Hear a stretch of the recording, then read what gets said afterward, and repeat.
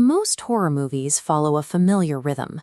A family moves into a terrifying home, endures 2 hours of escalating terror, and eventually escapes into the night. The door slams shut, the screen fades to black, and the story is over. But The Haunting of Hill House begins where those stories usually end, focusing on what happens to those terrified children 20 years later.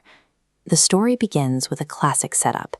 Parents Hugh and Olivia Crain move their 5 young kids into a massive, decaying mansion, hoping to renovate it for a quick profit. Within a matter of weeks, the family is fleeing the property in the middle of the night. They leave behind their mother's lifeless body, abandoning the house with a lifetime of unanswered questions. For the Crain family, surviving the initial event was just the prologue. The trauma of that night marked the beginning of a lifelong haunting. By the time they reach adulthood, the 5 Crain siblings have become deeply fractured individuals, each living in the shadow of their shared past. The series uses the framework of supernatural horror to provide a clinical map of how human beings process and fail to process childhood grief. From the oldest, Stephen, down to the younger twins, Luke and Nell, each sibling represents a distinct case study in the long-term effects of survival. While ghosts walk the halls of Hill House, the trauma trapped inside the siblings' minds proves to be the more persistent and damaging force.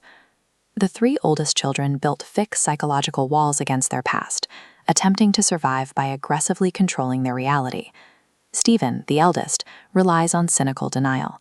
He writes best-selling books about his family's experiences to get rich, yet he dismisses the ghosts as hallucinations, convinced his family simply inherited a genetic mental illness from their mother. Shirley, the second oldest, seeks control over death itself. Seeing her mother's corpse prepared for burial inspired her to become a mortician, spending her life fixing the deceased to avoid the helplessness she felt as a child. Theo chooses emotional isolation. Burdened with a psychic ability to feel the intense pain of others through touch, she wears physical gloves at all times to numb herself to the world around her. While these mechanisms offer a sense of safety, they have actually created individual psychological prisons that keep the siblings alienated from one another. In contrast, the younger twins, Luke and Nell, lacked these defensive walls and bore the direct brunt of the house's terror. Luke struggles with severe substance abuse, using heroin to numb the terrifying visions of the entities that have stalked him since childhood. Nell internalizes her fear, suffering from chronic sleep paralysis and the recurring presence of a figure she calls the bent-neck lady. Seeking an end to the cycle, adult Nell returns to Hill House and hangs herself. As she falls through the staircase, her consciousness plunges backward through time. As she dies, she appears at every moment she experienced sleep paralysis as a child, looping back to reveal that she was the bent-necked lady haunting her younger self all along.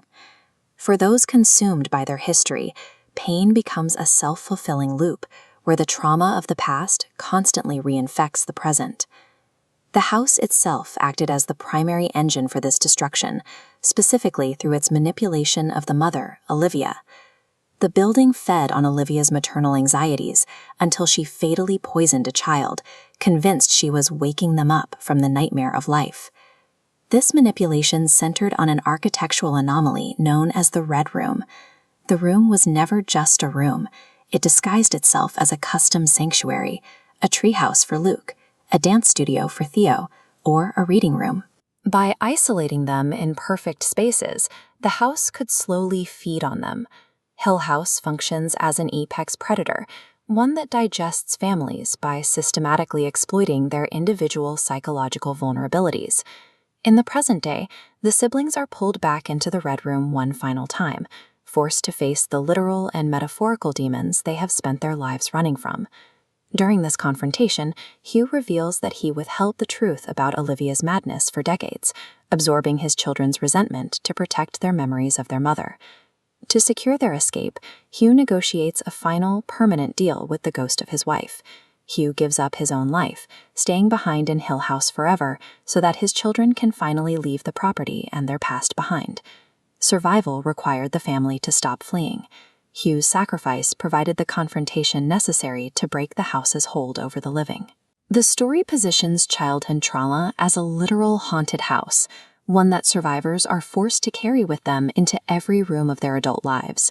The siblings' struggle demonstrates that denial, the numbness of addiction, and complete emotional isolation are ineffective against the weight of the past. To move forward, one must eventually return to the site of their deepest pain and face it alongside the people they love. Only by turning around and facing the ghosts together can the haunting finally be put to rest.